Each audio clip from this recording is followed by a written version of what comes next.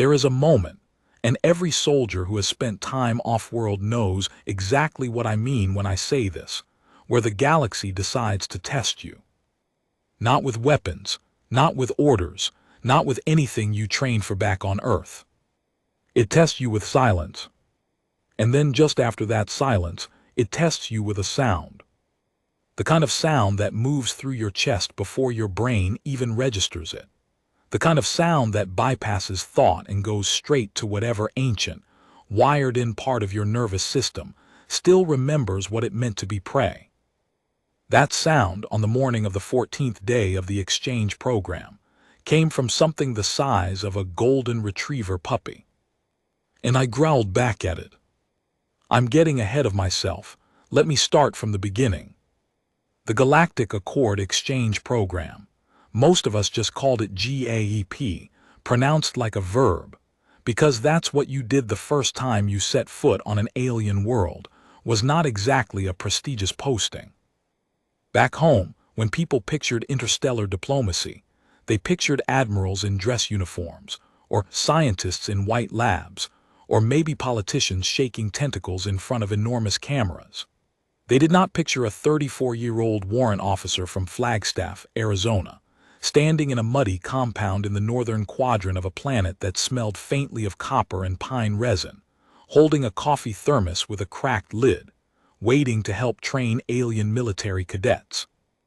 But that was the job. Officially, my title was Human Military Exchange Liaison, Grade 3. What that meant in practice was this. I was one of 11 humans placed inside alien military academies across 6 different star systems as part of an effort to, quote, promote cross-species understanding through shared martial tradition. Somebody in the Accord bureaucracy had written that sentence and been very proud of it. The rest of us just tried not to trip over our own equipment while the aliens stared at us. Vorath Prime was the homeworld of the Vorasi, big, gray-furred, bipedal, with broad chests and flat faces that were hard to read if you didn't know them. They moved with a kind of deliberate, heavy grace. They were not hostile to humans. They were not particularly warm either. They were correct. That was the word my briefing file used. Formally, professionally, exhaustingly correct. The Vorasi military was one of the oldest in the Accord. Their cadet academies were legendary for discipline. The compound at Sector 9, which I'll just call S9 from here on, was their premier training installation, and it had been operating in some form for something like 600 of their years. 600. The trees inside the compound perimeter were older than the printing press back home. I arrived on a Tuesday, or what I converted to a Tuesday in my head because it kept me sane. The transport dropped me at the northern landing pad in the pre-dawn dark, and the first thing I noticed was the sound of the place. Wind in those old trees. Some kind of animal calling far off, high and clear like a flute. The hum of the compound's power grid, a low, even frequency that you felt in your back teeth. The second thing I noticed was the fog. It came in low, rolling across the training grounds from somewhere west of the perimeter, and it moved the way fog moves in old films. Slow, purposeful, like it owned the place. Which, given that S9 had been there for 600 years, maybe it did. My escort was a Vorasi junior officer named Subcommander Harath. He was young by Vorasi standards, maybe equivalent to 30 human years, and he stood about a head taller than me, which put him somewhere around 6.5 feet. He wore the standard cadet compound uniform, charcoal gray with copper trim at the collar, and he had the kind of posture that made you straighten up without meaning to. He didn't say much on the walk from the pad to the liaison quarters. I'd been briefed on this. Vorasi weren't cold, they just didn't believe in filling silence with words the way humans did. A Vorasi would look at you, assess you, and when they had something worth saying, they'd say it. The silence in between wasn't uncomfortable for them. It was information. I tried to relax into it, mostly failed. The cadets will begin their morning formation in 40 minutes, Harath said finally, as we rounded a corner between two long, low buildings made of something that looked like dark stone but had a faint warmth to the surface when you touched it. You may observe.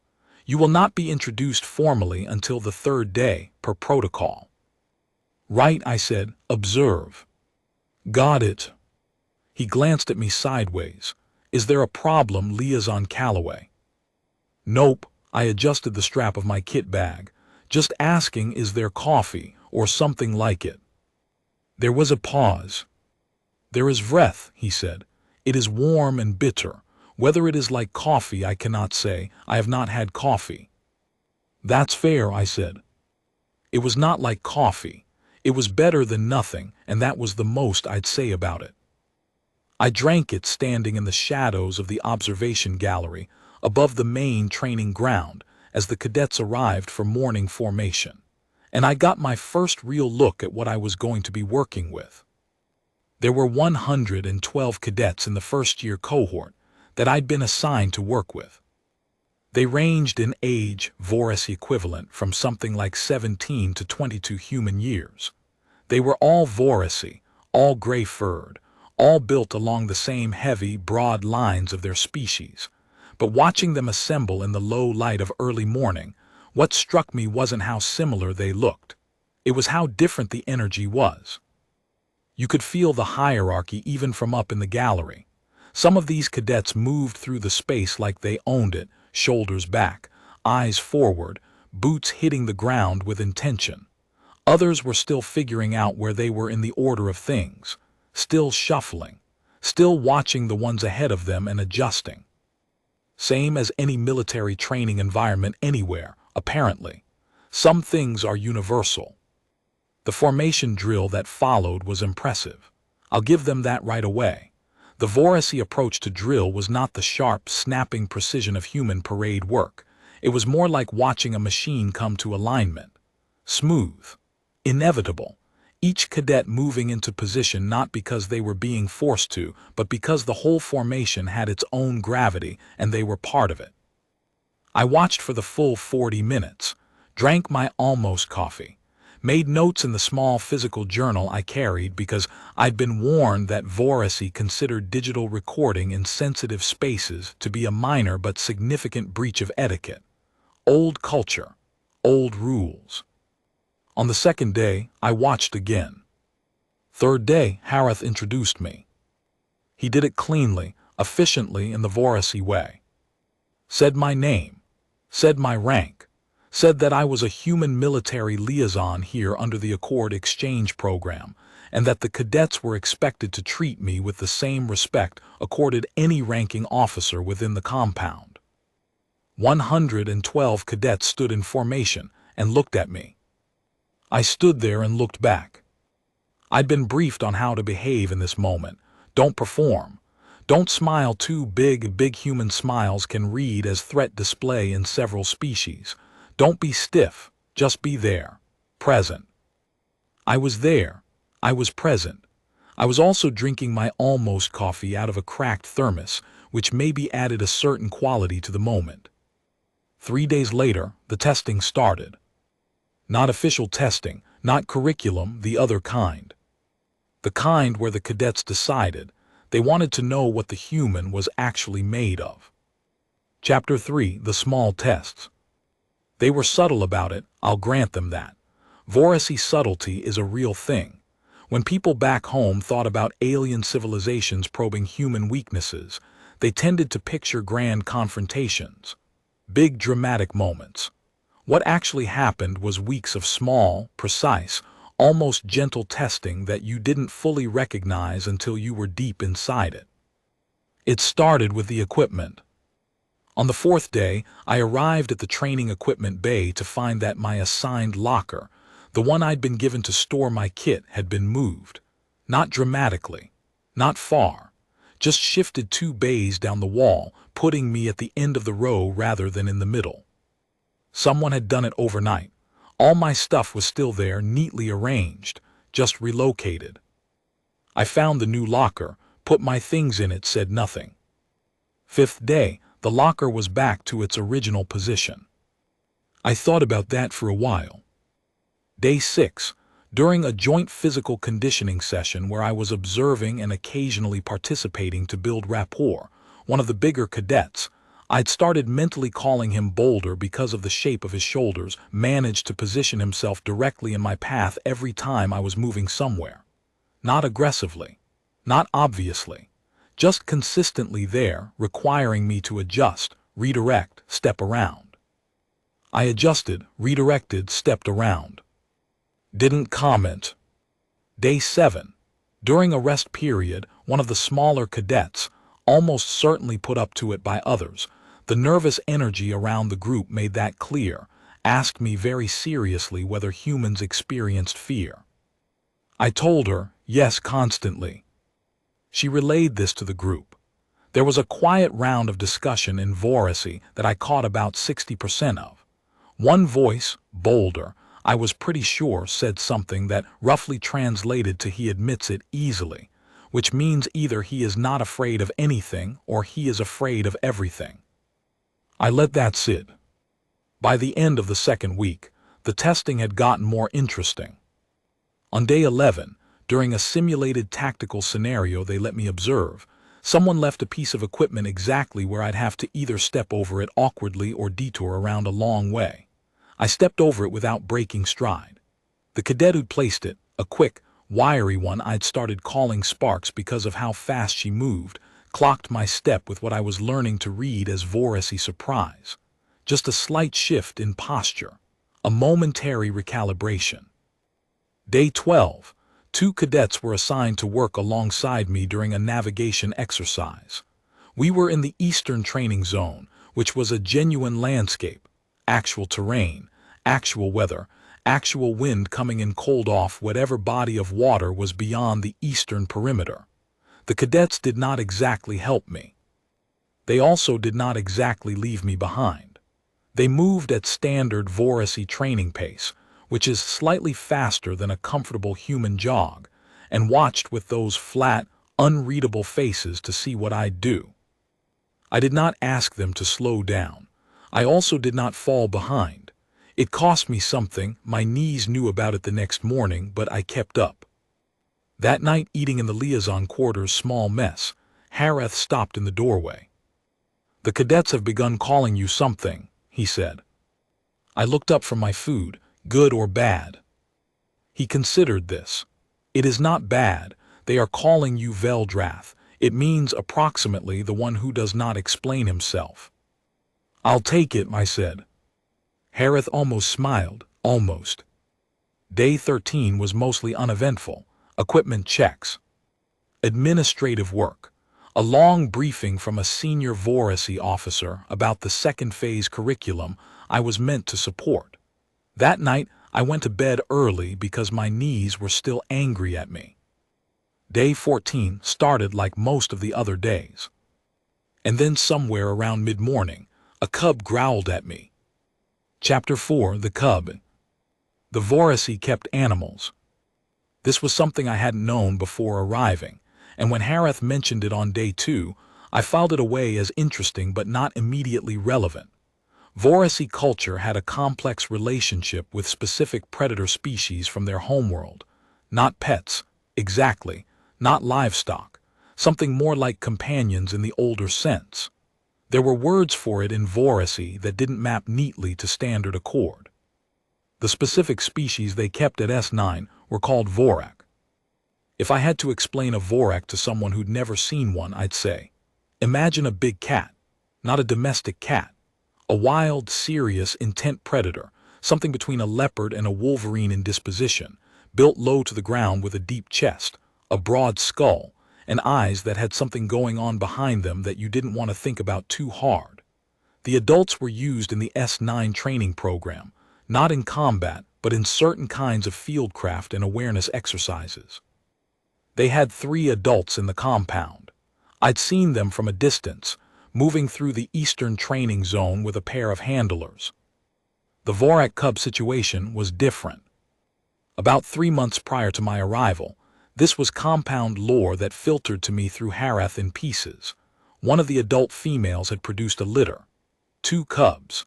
Standard procedure would have been to transfer them to the main Vorasi wildlife management program immediately, but one of the senior training officers had made a judgment call. One cub would be kept at the compound temporarily, to continue a practice that went back apparently several hundred years. The cub would grow up in the training environment. It would be part of the cadets' formation experience. The theory, and this was real, not metaphorical, was that a predator cub growing up among the cadets would eventually, when adult, recognize them, not as prey, as pack.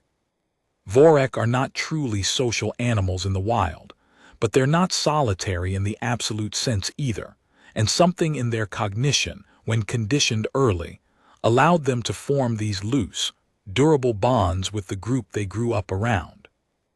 It was old Vorasi military tradition. The adults that patrolled with handlers now had started exactly this way. The cub, who had no official name because Vorasi military tradition held that the cub named itself through its behavior over time, was about 14 weeks old when I arrived. By day 14, it was 16 weeks, the size of a large dog, not in height, which was lower to the ground, but in density. Vorek at any age feel heavier than they look. There's something about the way they carry themselves, the deliberateness of every movement even in play, that communicates mass. It was allowed to move through certain compound spaces freely during designated hours. The cadets were used to it.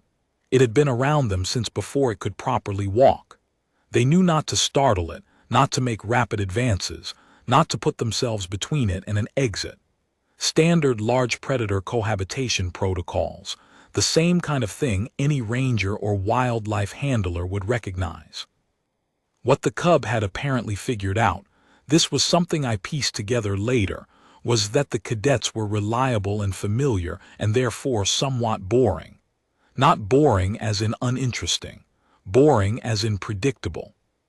And Vorek, even at 16 weeks, have a relationship with predictability that I can only describe as playfully adversarial. They test it. They poke at the edges of it.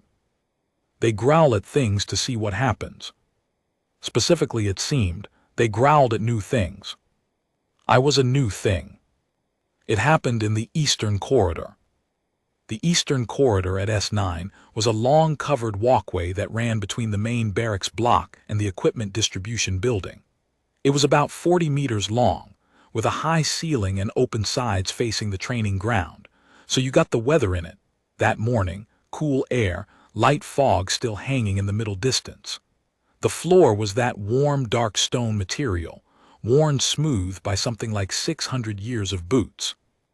I was walking through it at mid-morning, not rushing, coming back from an equipment review at the distribution building with a folder of assessments I was supposed to cross-reference with the liaison briefing documents. Normal morning, nothing flagged. I was about 2/3 of the way through the corridor when I heard it. A low sound, chest deep for something that size, starting at the bottom of the audible range and vibrating up through the floor into my feet before I even consciously registered it with my ears. A growl. Not a loud one, not an attack growl. I found out later what those sounded like, and this was not that. This was a probe, a question, a "what are you?" I stopped. Looked to my left. The cub was sitting about 4 meters away, just inside the entrance to a side alcove, one of the equipment storage bays with an open arch. It had been in there, probably asleep, probably woken up by my footsteps or my scent or some combination of both. It was crouched low, not in a predatory way, more in an "I am now fully awake and you are interesting" way. Its head was big relative to its body still, that cub proportion where everything hasn't quite caught up to everything else yet. Its eyes were amber, very clear, with those pupils that went into slits when the light was right. It looked at me. I looked at it. It growled again, same register. That low, chest-borne rumble that wasn't quite threat and wasn't quite hello, but was definitely "I see you, and I am deciding what I think about you." Here is what my brain told me to do. Stay still, keep calm, avoid direct eye contact, don't make sudden movements, maintain composure, and wait for it to decide I was boring. Here is what I actually did. I growled back. Not a big production, not theatrical. It came from the same place in my chest where voice drops when you're tense, and I just let it out. A low, even growl, chest resonance, about the same volume as what the cub had offered me. Then I smiled. Not because I thought it was funny, not right at that second anyway. I smiled because that is what my face does sometimes when adrenaline hits and I'm trying not to show that my heart has just moved itself somewhere near my throat. It's an involuntary thing. Ask anyone who knew me in the field. It was not a performance. The cub went absolutely still. In the 4 meters of corridor between us, everything became very quiet. And then from somewhere behind me, I heard a different sound. Several different sounds, actually. Sharp intakes of breath. The very particular sound of someone who has been walking with confident cadence and has suddenly stopped walking entirely. The specific quality of silence that a group of people makes when everyone in the group has simultaneously forgotten how to speak. I turned around. There were 14 cadets in the corridor.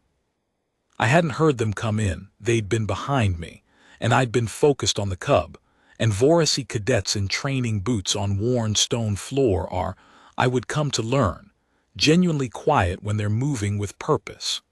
They'd rounded the far end of the corridor behind me and walked into whatever was happening here without warning. They were frozen. All 14 of them stopped in the corridor, watching me. And on their faces, and I was getting better at reading Vorasi faces by this point, better than I'd been on day one, anyway, I could see something I hadn't seen from them before. I didn't have a word for it yet. I'd have one later. Right now, I was still holding a folder of equipment assessments in one hand, standing 4 meters from a Vorak cub who had just growled at me, having just growled back at it and smiled, and I had 14 cadets staring at me like I had done something that didn't fit in any category they'd prepared for. The cub, for its part, was still motionless. Then it did something. It sat up straight, not crouching anymore, just sitting the way a cat sits when it has decided the thing it was investigating is not a threat. It looked at me for another long moment with those amber eyes. And it made a sound. Not a growl, something shorter, more percussive, like a click followed by a soft exhale. I found out later this was the Vorak sound for acknowledged, used between adults in the field. Not a submission sound, not a play sound, the recognition sound, the one that meant I see you, you are real, we are both real, that's enough for now.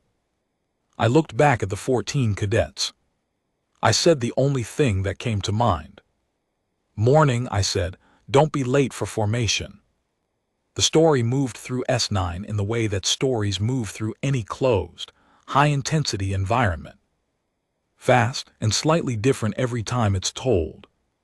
By the evening meal, I was hearing fragments of it from Harath, who had the compound's peculiar talent for knowing what was being said in it without appearing to listen to anything. What he told me was that the version circulating among the cadets had the growl happening twice, which was accurate, and the smile happening once, also accurate, but that the cub's final sound had been upgraded in the retelling to a full vocalization, something closer to what the adults used as a territorial acknowledgement, which was not quite accurate but was not exactly wrong either. They are not laughing at you, Harath said. He was leaning in the doorway of the liaison office while I updated my daily log. I want to be clear about that. I know, I said. They are, he paused, looked for the word. They are reassessing. What were they assessing before? He considered that, whether you were here to observe them or to be among them. The distinction matters in Vorasi culture. An observer is a function. A presence among them is a different thing. I turned that over. And which do they think I am now? Ask me in a few more days, he said. Fair enough. What I noticed in the immediate days following was a shift in the texture of the testing. It didn't stop. I want to be clear about that. The cadets didn't suddenly decide the new human was wonderful and they'd all be friends now. That's not how it worked. What changed was the quality of the testing. It got more interesting. Less about seeing whether I'd react to small provocations and more about seeing what I actually knew. Cadet Sparks, whose actual name I was starting to pick up, was Verath, appeared at my side during a navigation exercise the next morning, and rather than simply moving at pace while watching me, started asking me questions. Actual questions about navigation techniques, about how humans used landmarks versus instruments, about whether the navigation methods they were learning had equivalents in human military training. She asked them in the clipped, direct Vorasi style. No preamble, no small talk, just the question then waiting for the answer. I answered, honestly, including the parts where human and Vorasi methodology differed and the human version wasn't better, just different, with different failure modes. She listened carefully, made no comment, moved on.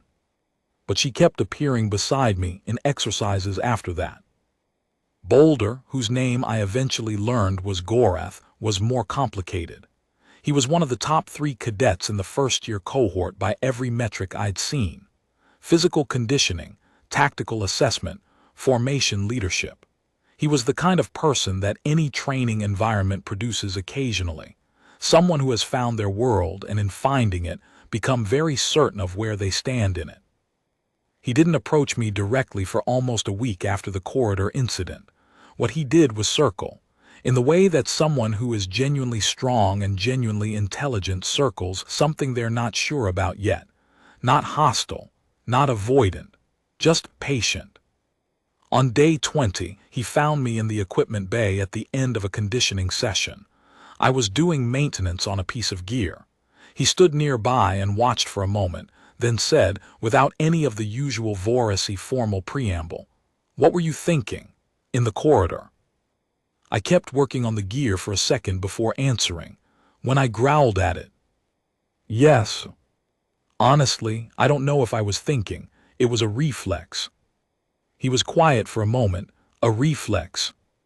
Something growls at you, something in you responds, doesn't analyze it first. The cadets expected you to back away, he said. I know, I said. That's probably the smarter play. But you did not.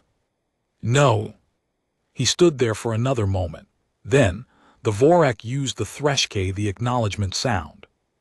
We have heard it used with the adult handlers, never with someone new. I looked up from the gear. What does it mean when it does that with someone new? It means, Gorath said slowly, like he was deciding whether to say it, that the Vorak has decided you are not prey. There was a weight to that sentence that I didn't think was just about the animal. Good to know, I said. It also means, he continued, that you are slightly insane. I laughed, a real laugh, not a diplomatic one, and I saw something happen in Gorath's face, a minute shift, the flat features reorganizing themselves around something that might have been, in a Vorasi, the precursor to actually finding something funny.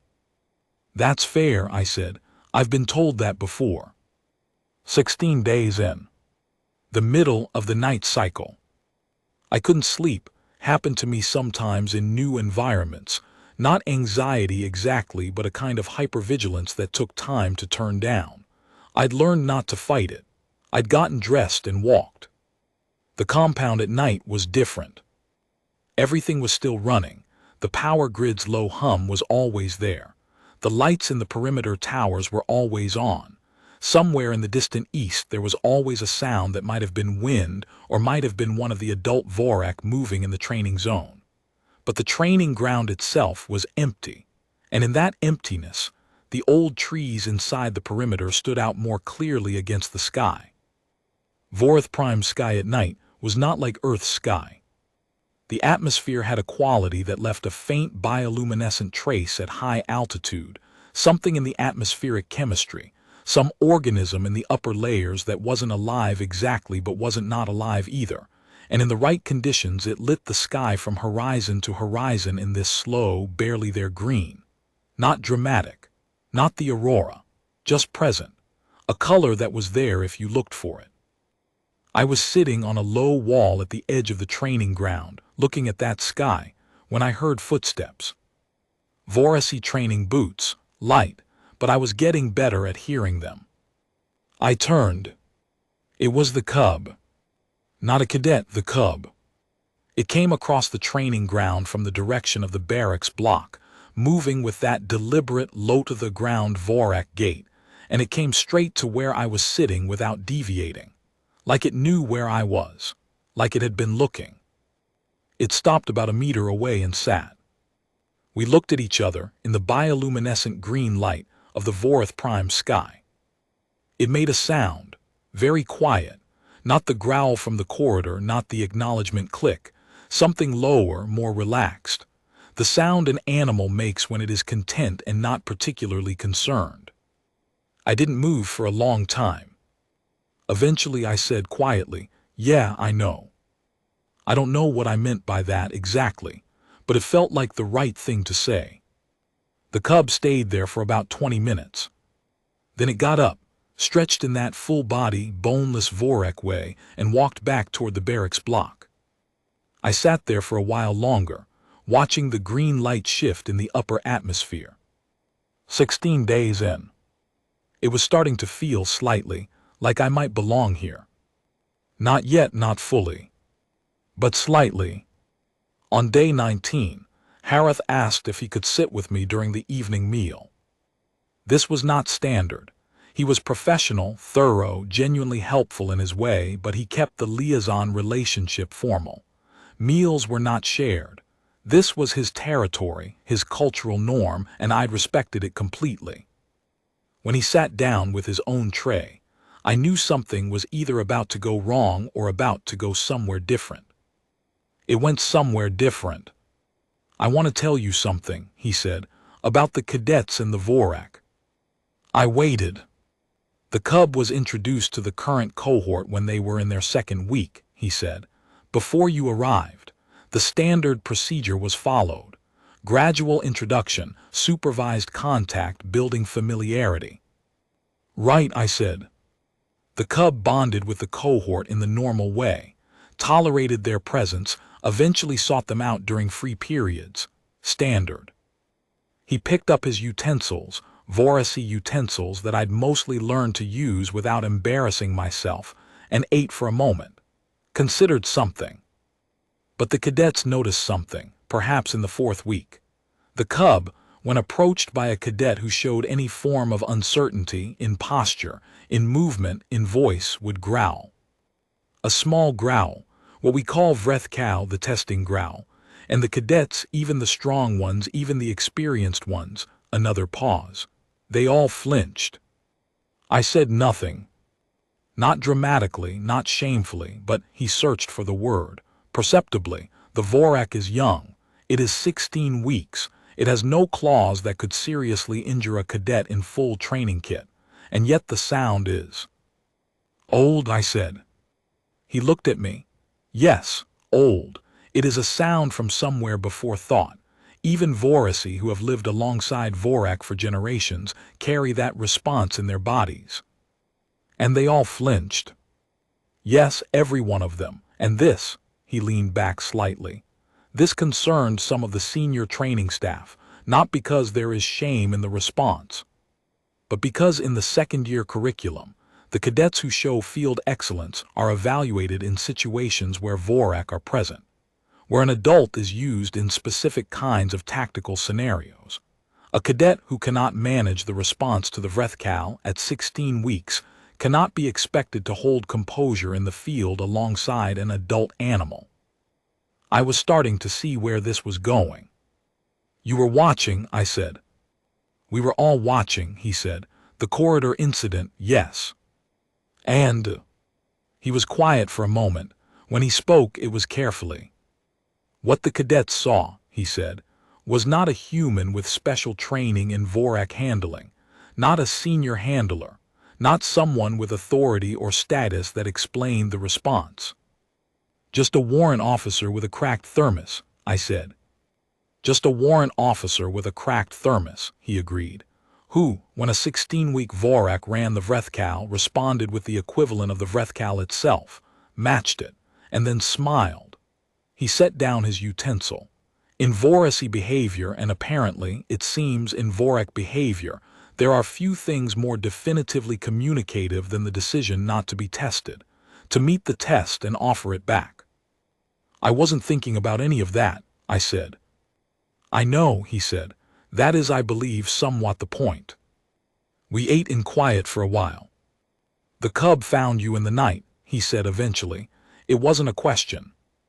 Yeah, I said. Is that a problem? No, he said. It is, he thought about it, significant. I didn't push for more than that.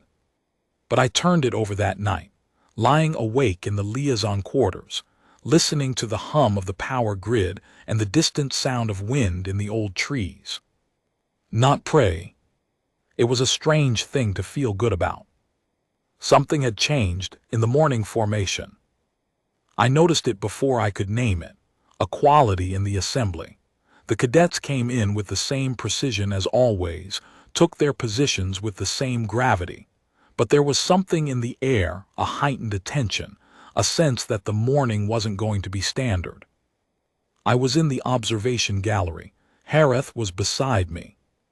The senior training officer for the cohort, a Vorasi colonel named Veth, who was one of the most immovably composed people I'd ever encountered in any species, walked onto the training ground from the northern entrance.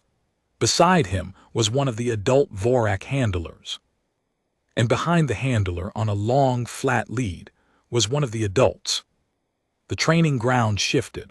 Not in the physical sense, no one moved, no one broke position. But you could feel it. The quality of the air in that space changed. Every cadet was holding themselves at the exact same level of steady stillness, because the alternative was visible and visible wasn't acceptable, but underneath that stillness was the thing Hareth had described. The old sound, the old response, radiating outward from 112 bodies simultaneously. The adult Vorak was enormous. I'd seen them from distance in the eastern zone. Up close on the training ground, with the cadets in formation, the scale of it landed differently. Low-slung but massive, the way big cats look when you're closer to them than the safe distance, that sense that there is much more animal than you'd planned for, and that the animal is aware of exactly how much more animal it is. It moved through the space beside its handler with complete, unhurried indifference to the 112 creatures watching it. Its eyes moved, cataloging. Its head swiveled once slowly, across the formation line. Every cadet held. I'll say that clearly, they held, nobody broke. Nobody flinched visibly. They were good. This was elite training and they were performing to it. But I'd been in that corridor with the cub, and I'd seen 14 of them frozen solid by something the size of a large dog. This was the real version of that test, performed at full scale, and they were passing it on form if not entirely on instinct. Colonel Veth said something to the formation. I caught the broad sense of it, something about the second year, the field deployments, the requirement to function in circumstances where the Vrethkal could come from any direction, real or simulated, and the requirement to not merely suppress the response but to operate through it. Standard, exactly what Hareth had told me. Then Veth said something else, and Hareth, beside me, made a very small sound. Not quite surprise, something quieter than that. I looked at him. What did he just say? He said, Hareth told me, that the cohort will have an opportunity to observe a demonstration, and he is asking, if the human liaison would be willing to come down to the training ground. I looked at the training ground, at the adult Vorak, at 112 cadets in formation. Right now. I thought about it for about 2 seconds. Yeah, I said, okay. Chapter 10, The Training Ground. Here is the thing about Vorasi military protocol. When a senior officer makes a request in front of a full formation, You don't say, "Let me think about this." You say yes or no, and you do it clearly, and then you do the thing. I came down from the gallery, through the side entrance, along the covered passage, out onto the training ground.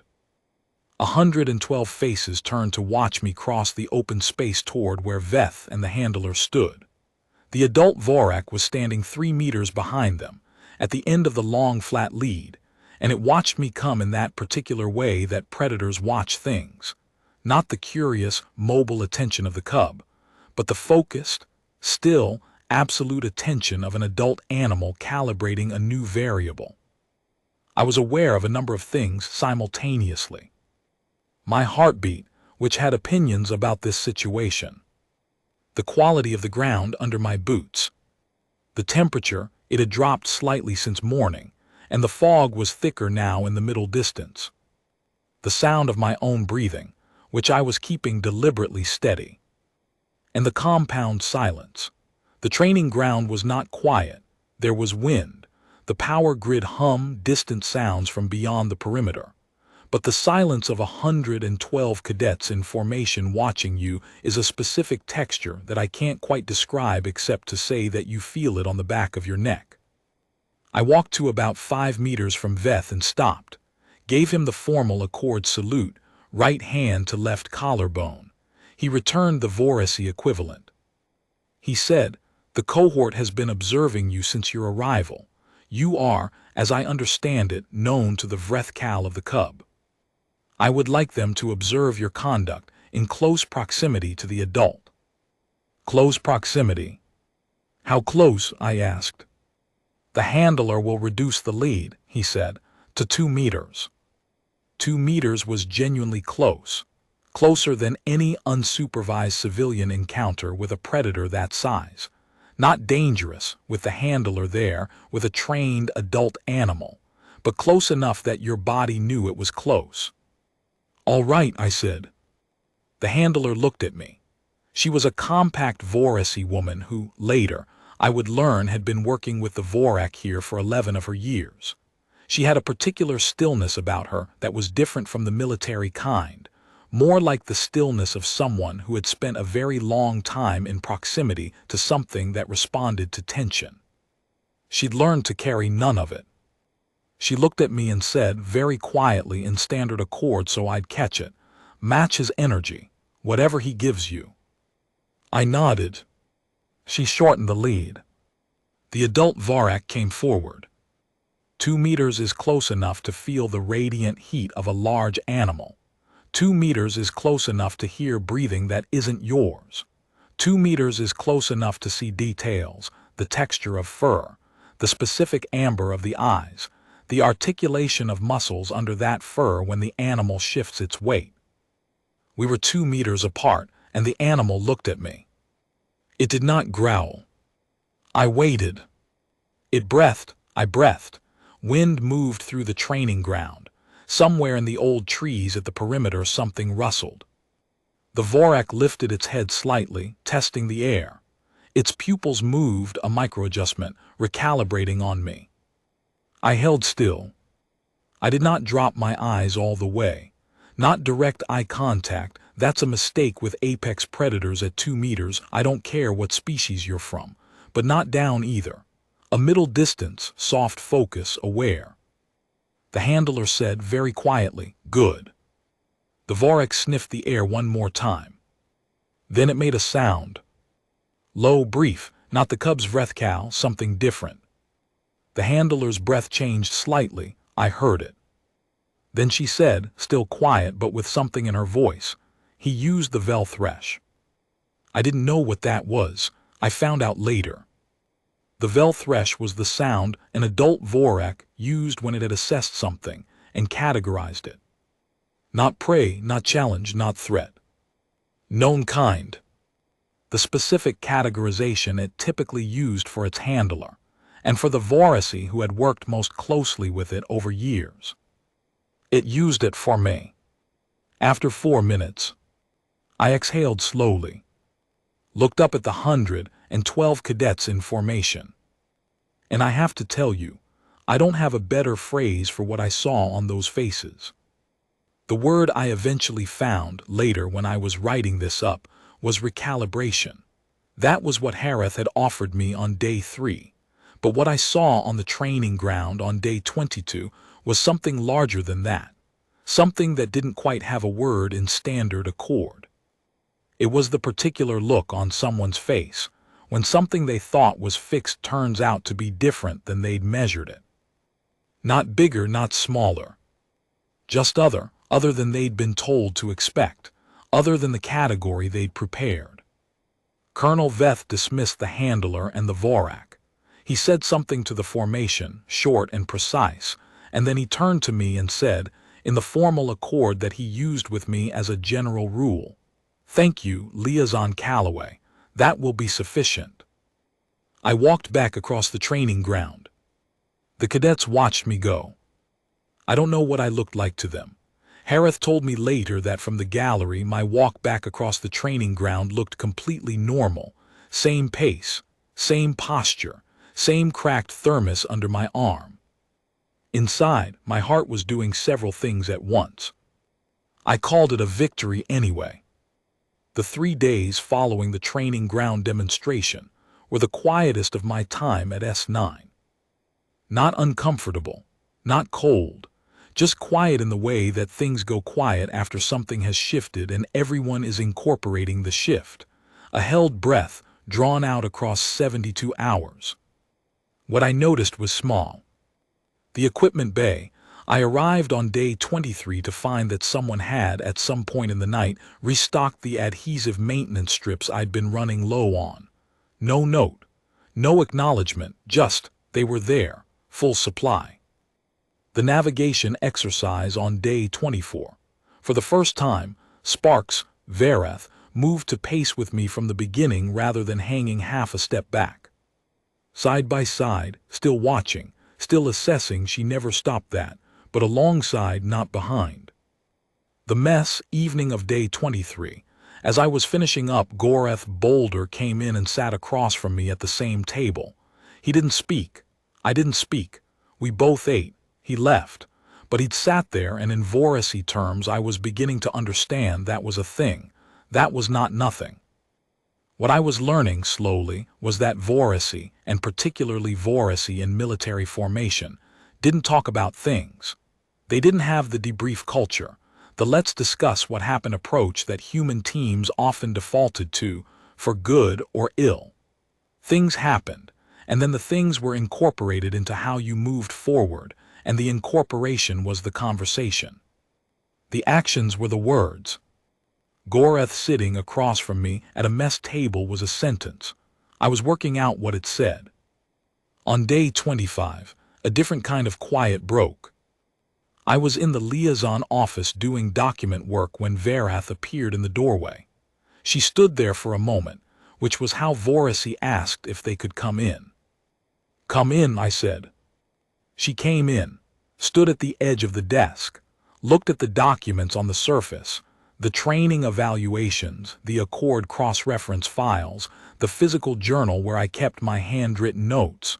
She looked at the journal specifically. "You write by hand," she said. "Yeah," briefing said the compound preferred it for liaison observation notes.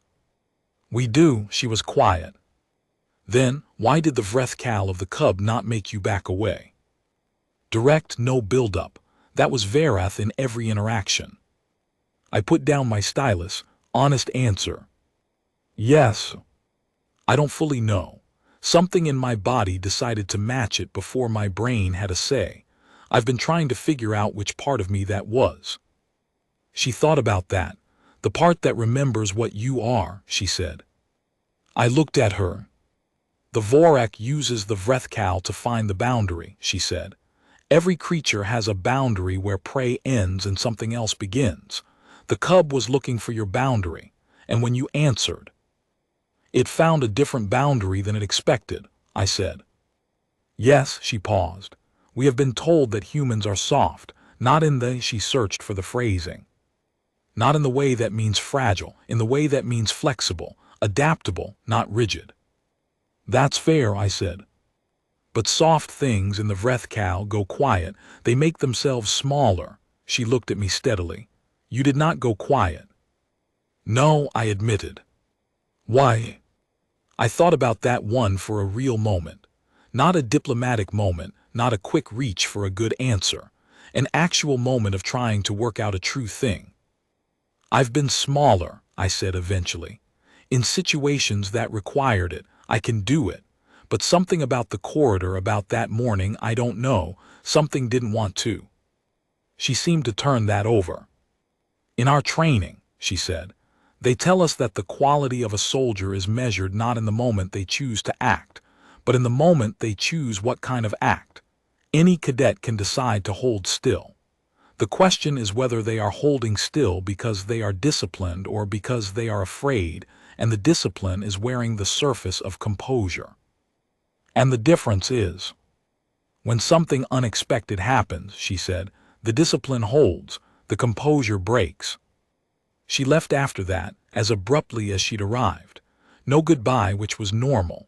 The door of the liaison office swung slightly in her wake. I sat there for a while. Wrote in the physical journal, what kind of act? Left it at that. Around day 28, I started paying attention to something I'd been registering peripherally since the corridor incident. The way the Cub moved through the cohort had changed. It had always been present during certain compound hours, wandering through the spaces where cadets worked and trained, doing whatever Vorak Cubs do during long days, mostly investigating things, occasionally playing in the particularly intense way that predator juveniles play, where everything is a rehearsal for something real. The cadets were used to it. They gave it appropriate space. It tolerated them.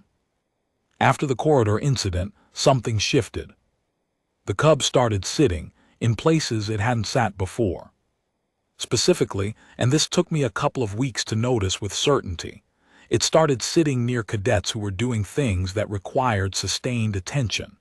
Study sessions in the outdoor work areas, equipment maintenance periods, the long, unglamorous stretches of training where you were not performing but absorbing. It would find a spot 2 or 3 meters away and sit. Not interacting, not soliciting attention, just present. It also started doing something with me specifically. When I was in spaces where cadets were working, the Cub had a tendency to position itself between me and the nearest exit, not blocking, not threatening, just located there, between the new thing and the way out. Hareth noticed this before I named it. It is the Vorketh, he told me. Approximately, the word means kept proximity. The Vorak, when they have incorporated something into their awareness, maintain a specific spatial relationship to it, not possessive, more like, he considered, more like ongoing assessment. The assessment is not complete. It may never be complete, but the animal is not finished with you. Is that good? In the traditional sense, he said carefully, a Vorak that practices Vorketh with you is a Vorak that has decided your continued existence is relevant to its interests. I'll take it, I said. For the second time I realized, same 3 words. The cadets noticed the Cub's shift too. I could tell by the way they watched the Cub when it was near me, and the way they watched me in turn. Something was being read in those interactions. A new chapter being written in whatever story the cohort was telling itself about the human liaison. Around day 30, I started hearing a new name alongside Veldrath. I asked Hareth. He thought about how to translate it for a long moment before saying, Keth Vel, approximately the one the Vorak circles. Is that an insult? No, he said. In the old Vorasi military tradition, when the Vorak were first used in field operations, many generations ago, the Kethvel was the soldier the animal had designated as the closest word in standard accord might be recognized combatant, someone whose presence in the field the animal had accepted as a constant. I sat with that. That's a significant thing to be called, I said. Among cadets in their first year, calling an outsider Kethvel is, he paused, considering. It is not given lightly. I didn't say anything for a while. Outside, through the liaison office's narrow window, I could see the training ground. A small group of cadets in the middle distance, running a tactics drill. And at the edge of the ground, sitting in that low-gravity Vorak crouch, watching the drill with amber eyes. The Cub. Just watching. Day 35. Gorath found me in the Eastern Training Zone during an unscheduled free period. I was there because I'd gotten into the habit of using the free periods to walk the zone, get my own sense of the terrain, understand the space the way the cadets understood it, rather than the way the liaison briefing documents described it. Maps are never quite the same as ground.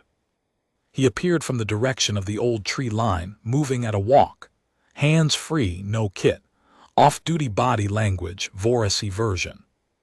We walked for a while without speaking.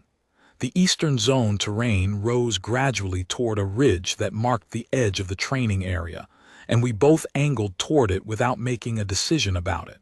Sometimes that's just where legs go. At the ridge, there was a natural overhang of rock and old roots.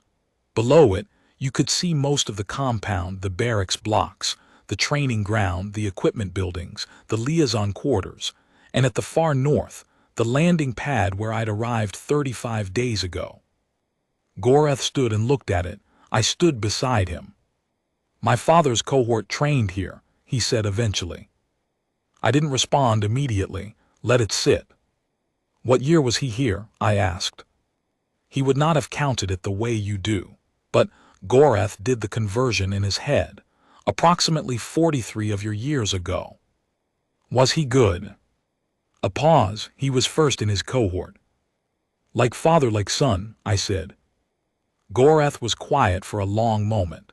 When he spoke, it was in a different register, not quite personal but less formal than anything he'd offered me before. "He told me something before I came here," he said. "You will know the measure of the place when you find the thing that makes you uncertain, not afraid. Uncertain. He said that afraid is something you can train. Uncertain is something you have to encounter." I thought about that. Did he ever say what his uncertain was? "No," Gorath looked out over the compound. "He said I would have my own." I said nothing. "The corridor," Gorath said. "You were not afraid." "I was a little afraid," I said honestly. "You were not uncertain." I thought about whether that was true. It felt true. "No," I said, "I wasn't." "I was uncertain," he said, "watching you." He said it simply, not as a confession, not as a weakness, as an observation. "Because it didn't fit a category," I offered. "Because it was," he paused a long time. "Because it was someone being exactly what they were with nothing else happening, no performance, no strategy. Just this is what I am, and the Vrethkal found it." He turned and looked at me directly. That made me uncertain. I had never been uncertain by something that was simply correct. I didn't have a good answer to that. We stood at the ridge for another 20 minutes, looking at the compound below. The afternoon light was at that angle that did interesting things to the dark stone of the buildings, caught the warmth in it, made the whole installation look older and somehow more worth preserving than it did at other hours. "My father also told me," Gorath said as we started back down, "that the best officers he served with were not the ones who were never afraid. They were the ones who carried the fear so lightly you couldn't see it unless you were very close." "Your father sounds like a good officer," I said. "He was," Gorath said. "He was also," he added in a tone that was unmistakably dry, "very annoying about it." I laughed. And this time Gorath let himself make the Vorasi equivalent of a laugh, which was a low, rhythmic sound from somewhere in the chest. Not much like a human laugh, but clearly in the same family. Day 41. This is the one I didn't want to write up. Not because it was secret. It went into the official incident log, and everything in the official incident log is available to anyone with appropriate clearance. But there's something about writing up the moment you came closest to getting something wrong that takes a different kind of effort. So here it is. Day 41. Third week of the second phase of first-year training, which involved the cadets running a series of simulated field scenarios in the compound Sector 4 terrain, the roughest section of the training zone, furthest from the barracks block, most complex topography. I was participating as an observer participant in one of these scenarios. My role was designated neutral element. I was present in the terrain, and the scenario required the cadet teams to navigate around and through my position while completing their objectives. Not an adversarial role, just complicated terrain that included a human. The scenario was running on schedule. Teams were moving through their assigned routes. I was positioned at a waypoint marker on the upper slope of a ravine, in a section with good sight lines in 3 directions. I heard the sound before I saw what was happening. From the northern approach to the ravine, something was moving fast, faster than cadet training pace, fast and low. One of the adult Vorak. Not the one from the training ground demonstration. The second adult, I hadn't worked out the compound naming for them yet, and it was moving with a velocity that wasn't the handler-led, deliberate patrol gait I'd seen before. This was something with more urgency in it. Behind it, from a position somewhere in the northern approach, I could hear a handler calling. Something in Voracy, the commands I'd heard handlers use, but the timing was off. The timing of someone who has lost their usual precision because the situation has outrun it slightly. The adult Vorak came into the ravine below my position. And below me on the ravine floor, crouched in position for the scenario, was Cadet Verath. The animal saw her at about the same moment she saw it. She had her back to the northern approach. She turned at the sound and found herself approximately 4 meters from a full adult Vorak moving at field pace, and she did what anyone would do. She froze. Not ran, froze, which was actually correct instinct. Movement triggers the chase response, stillness breaks it. She had good instincts, Verath, even in that moment. But frozen at 4 meters from a Vorak running warm from whatever had pushed it out of its handler's control, with the handler not yet visible from the ravine floor, was still not a situation I wanted to watch play out. I was down from the slope before I'd fully decided to move. This is the part I didn't want to write. Because the smart play, the sanctioned play, the correct by-the-book play, was to let the handler manage it. That was the protocol.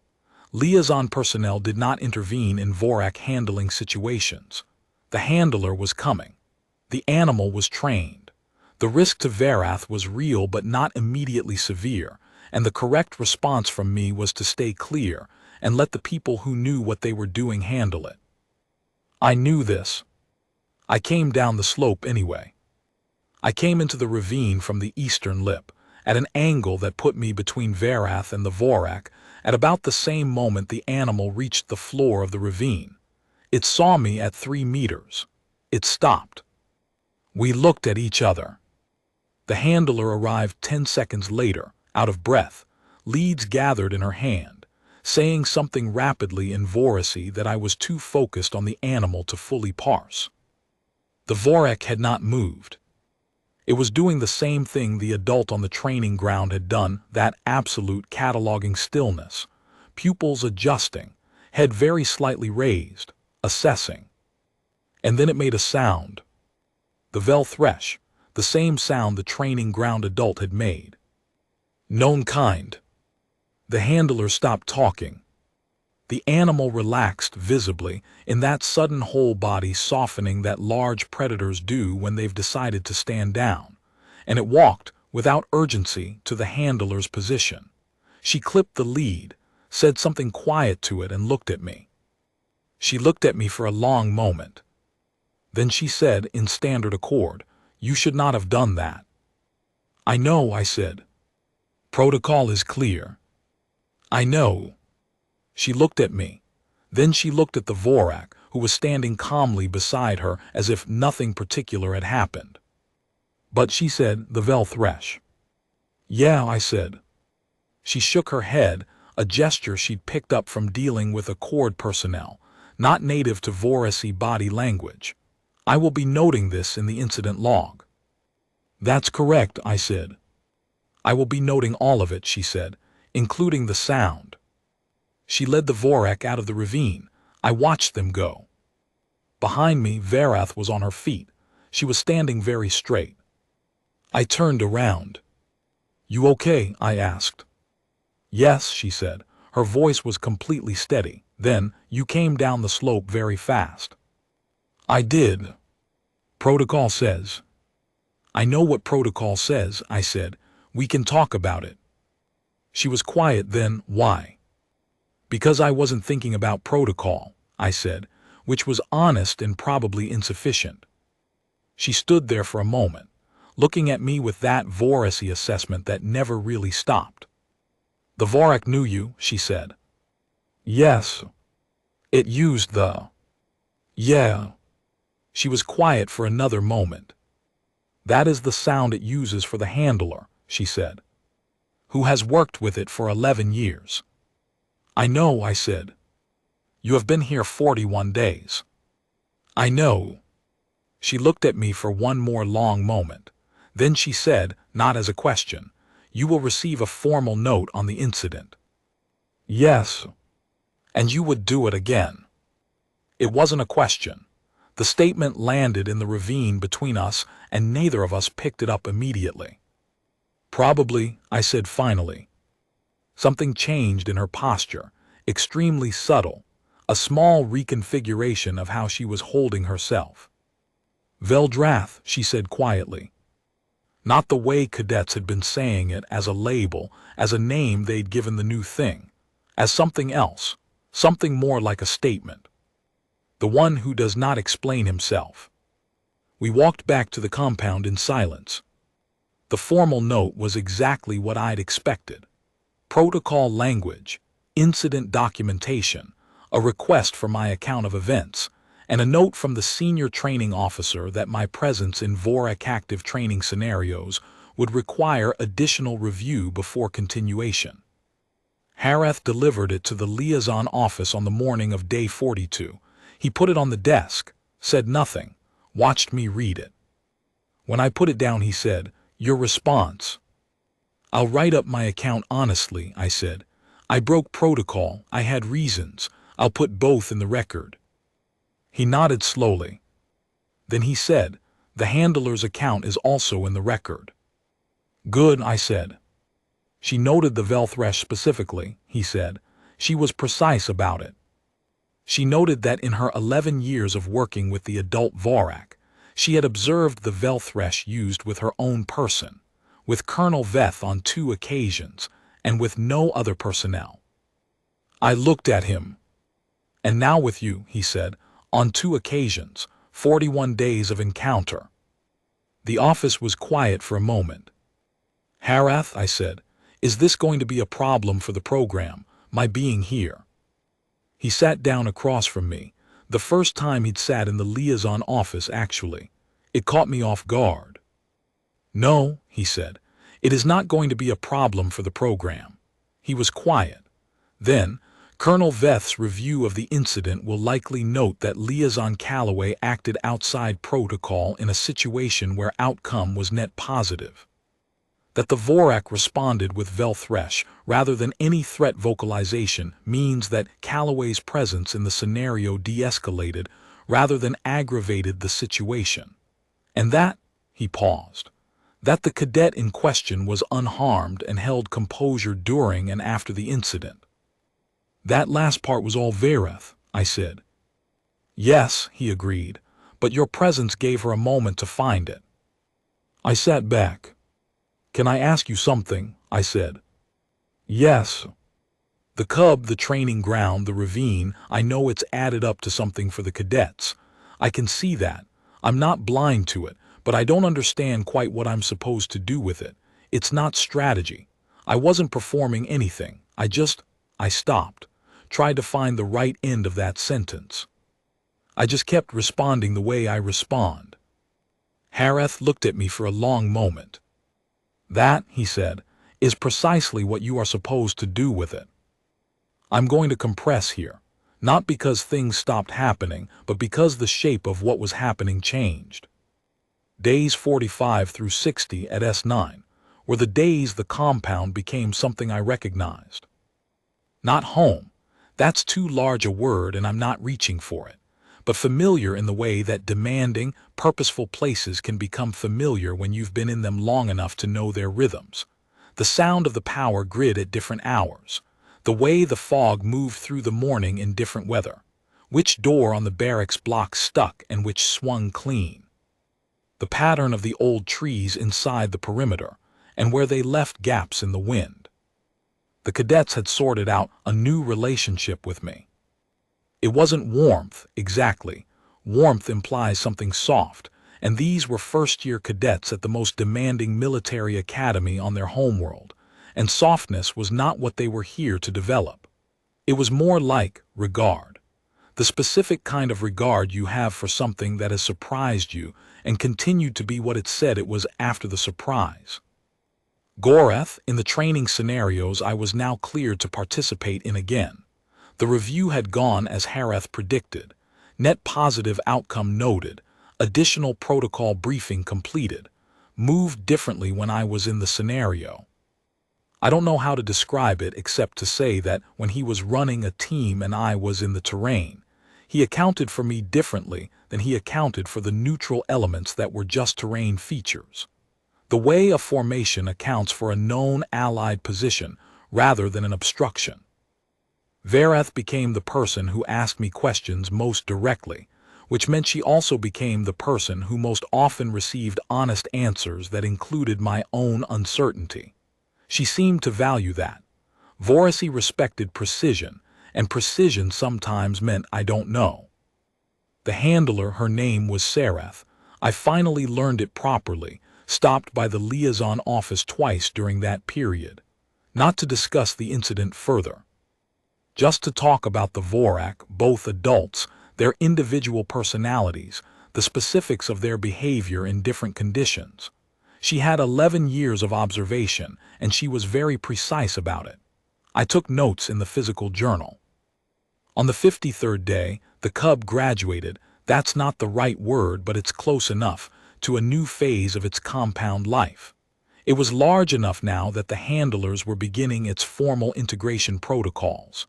That meant more supervised periods, more specific boundaries, less free wandering. The morning of day 53, before the formal integration protocols began, the Cub found me in the training ground at the early hour. The same early hour as before, same nearly empty compound, same bioluminescent green still fading from the upper sky. It sat with me for a while. Then it made the threshke, the acknowledgement click, and walked to meet its handler. I watched it go. This is the entry from day 58. I'm transcribing it directly. The question Vereth asked me in the liaison office, why didn't you back away? I don't have a better answer than the one I gave. Something didn't want to. But I've been thinking about what that something is. Here's the closest I've gotten.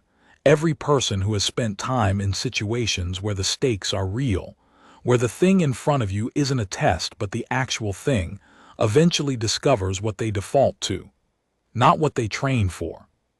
What the body defaults to when the training and the thinking are moving slower than the moment. Some people default to small. There's no shame in it. Small can be survival. Small can be brilliant. Going quiet when the thing comes is often exactly right. I apparently default to present, just present here, whatever I am, all of it available to whatever is in front of me. I don't know if that's courage or stubbornness or some flavor of stupidity that has kept me alive by accident. Probably some of each. What I know is this. The Cub ran the Vrethkal and found what I defaulted to. And apparently, and I didn't plan this, and I can't replicate it on purpose, what I default to is close enough to what a Vorak expects from something that is not prey, that the animal recategorized me. The cadets saw that. And then the adult did the same thing. And now I'm in something I didn't walk into with a plan. I walked into it the same way I walked into the corridor that morning, just walking, just being the thing I am. I think maybe that's all there is to it. Maybe that was always all there was to it.